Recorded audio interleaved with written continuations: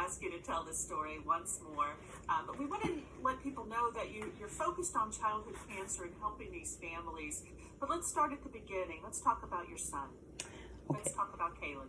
So who we are and how we started was in 2011, my son Caleb was diagnosed with T-cell lymphoblastic lymphoma, and we began our 3-year journey of battling cancer. And so I don't think I can ever tell the story all the way good, but he was just an amazing little boy. You always know I try to do interviews and lives in his room because we keep the essence of his life going. But he was just loving, he was giving. He's always wanting to give back to our family, to his school. When he was diagnosed with cancer, that was one of his biggest challenges for himself, is that he wanted to always stay active in school and things of that nature. So after a 3-year battle with cancer, he passed away on Father's Day 2013, and we just had that moment last month in June. But very, very, very outgoing kid. He was just loved by so many. And even now, if you go to our website, people who I meet and raise awareness for cancer, when they meet us and they go to the website, that's the first thing they always say is, oh my gosh, we love his smile. And so he was just one of those kids that he's touching lives, even, now that he's no longer here. So that's Caleb, and that's our story. And I had the same reaction. I think even when sometimes I have to go in there and look at it myself, and I'm like, wow, like it's on my phone actually, the same pictures on my phone case. So sometimes I just hit the thing and I just look at it, and it just brings, oh my goodness, it just brings all those wonderful memories back. Even though we had those challenging times, it brings those wonderful memories back of him in his life. So. Yes. There's some feedback. Hold on 1 second. I'm trying to get through. There we go. Yes, I have the same reaction to a smile. It's infectious. And just to let everybody know, BELAC in the belacfoundation, that's Caleb backwards. And he is, of course, the founder, and continuing the love, because that's your mission, isn't it? To help these families who are going through the same kind of circumstances you went through. Correct. And so when we started the organization, of course, with any organization, there's planning, and we wanted to just be different. We didn't want to be another organization that came together after a tragedy to do what someone else was doing. We wanted to do different things. And our number one concern, even as we battled cancer, was there's not awareness for this disease. There's hundreds of thousands of cancers in kids, and there's just no awareness for it. So we put together, a listing of things that we would want to do. But I always tell people, our number one sole purpose of existence is awareness, because if you're not aware of who we are and what we do, how are you going to be aware of childhood cancer? And so then we brought in the factor of that we provide financial services and we assist them down the road. Just here recently, we've been following up with families. We've lost about 5 kids in the last month or so. And so, awareness is definitely key when we're trying to, reach the masses. So give a couple of examples of the kinds of things you're doing for these families. First and foremost is financial assistance. So we provide financial assistance with utilities. So that would be their light bill, their water bill, their gas bill, any of those type of bills. We provide gas for cars, because a lot of them travel. A lot of families are not local most of the time. They come from miles away, whether it's 20 miles, 2 hours. They have to drive back and forth. Sometimes they have to live here in the hospital. So we provide food, Walmart cards, things of that nature. We provide paper products, toiletries, and things of that nature that people don't think about. You need, everyday needs. So we assist them as best we can with food, gas, utilities, and things of that nature. And then you probably can't see it, but I have one, this is actually our support. We call it a connect group. We don't call it a grief group, but we have a bunch of people, men and women, who we connect monthly to just talk about things that are going on in life. Not necessarily our children that have passed, but if there's people in there who want to share and talk about or get information on how to cope, we have those monthly meetings every single month. And what you were referencing that people can't see is your shirt. And so people know if they go to your website, the belacfoundation.org, they'll see a few products that you sell to raise money, including this beautiful shirt. Actually, yeah, and I'm glad you said that, because the shirt is actually on there, but the information about the Support Connect group is on there as well. Yep. You're on top of your stuff. So you have the 5K coming up. Yeah. Tell us about the opportunities leading up to the event, though, because I know you are accepting vendors and other like sponsors and things up to that point too. So the 5K is this month, July the 24th, and we are still accepting registrations for participants. But the cool thing is you don't have to live in Florida. You can actually register virtually, so you can participate no matter where you are in the city or the state. We are still getting registrations. We got registrations this morning. And so we are still accepting vendors up until the week of. We take sponsors all the way through, because the sponsors just have to fill out a form and send in their payment. So always registration, always vendors, and then the sponsorship. And then just share on your social media or, throughout your organization if you're back in the office. I know a lot of people still work from home, but there's just numerous ways. And always call if you have any questions.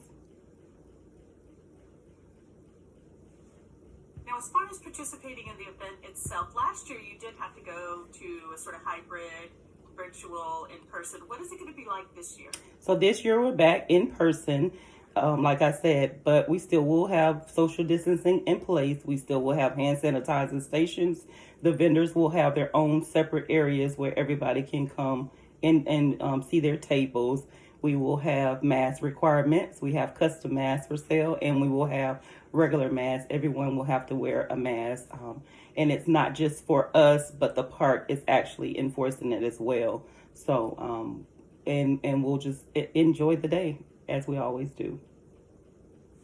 I remember speaking to you last year, by the way, about masks, and just making that point that although for most of us this was a new thing to have to wear masks, really for families that have a cancer patient, this is not unusual, is it? It's not unusual.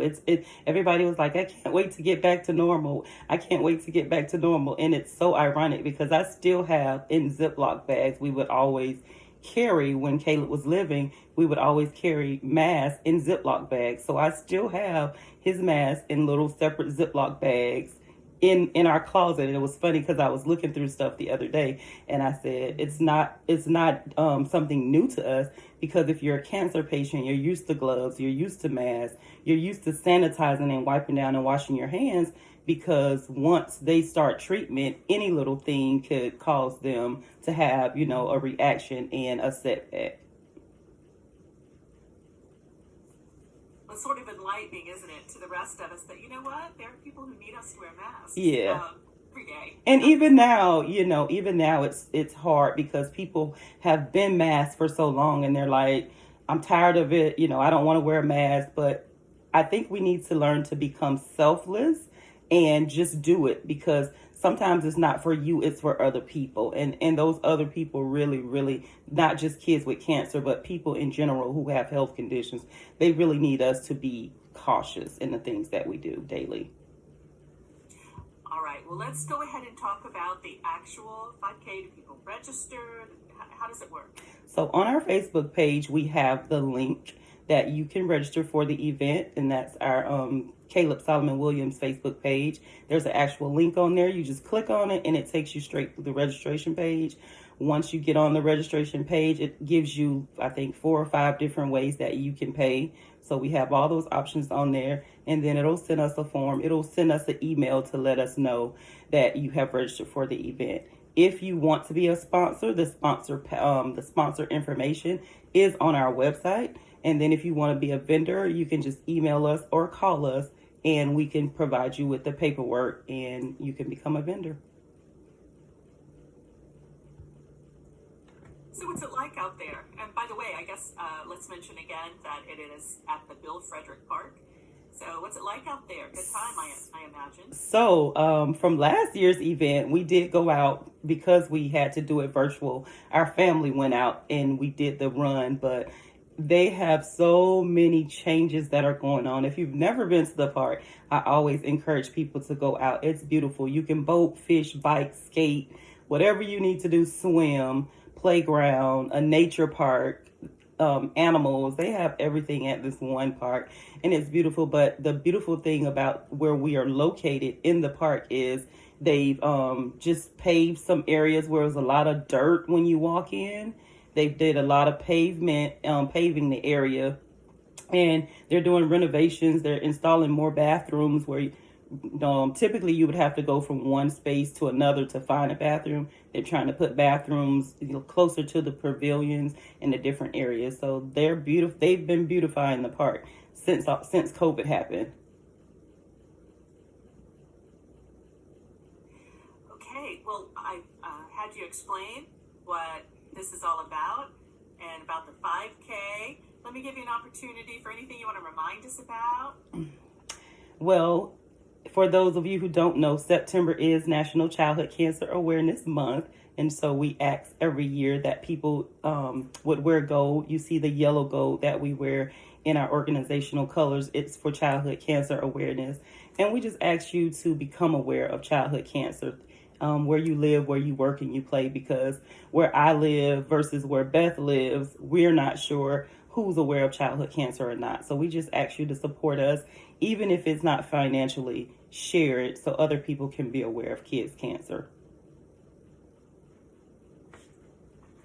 It's interesting, isn't it, that we do think about the prevalence of cancer, and we hear all of these big, long names of cancers, right? Yes.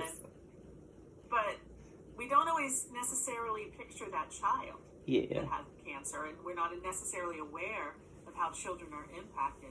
Do you find that? Do you get a lot of questions? We still get people, and we just started in June. We've had about 3 events that we were back out in the streets. I call them, I tell them, I say, we're out here in these streets. And so when we're raising awareness, that's some of the things when you talk about it, they be like, oh, what do you do? And then when we say a childhood cancer foundation, they're like, huh? And they'll always reflect back to, oh, my family member had breast cancer, or my something had breast cancer. But I've never heard, I've never seen a kid who's had cancer. So it's like, wow, it's so big, but it's so little. And the treatments for children, a lot of them are drawn from adult treatments. And the fact is they have some longer term impact, don't they? And so with a lot of the drugs that the children take, they are the same drugs that adults consume, and they're harsher on their bodies because they're kids. But then a lot of the kids have long-term issues going down the road, even if they survive it, down the road, it's just like harsh for their body. They have to constantly have tests done for so many years to make sure that different things aren't happening. You think you're in a good place one moment, and then the next moment they're back in the hospital because something else has happened because of the medications that they're taking. Those medications have these kids, like, you've seen the picture of the kid in the toilet. It's horrible medications. I know long term that what you're hoping for is that all of these cancers are eliminated. But for now, you're trying to help out those families. So once again, tell us how you're helping these families through this awful experience.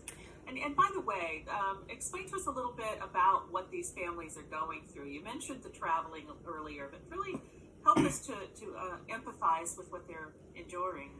So a lot of people, when they do find out about kids with cancer, I tell them it's nice for them to have the Make-A-Wishes and all of those nice Disney trips and things of that nature, because you want the kids to feel happy and feel, they still can be a part of things. But for us, Nobody talks about the late nights that you have to stay up or the days that you have to go to the clinics each and every day for treatments or appointments or scans or the medications that they have to take. And the number one thing that happens, I don't care who you are, when your child is diagnosed with cancer, guess what? Somebody has to stop working.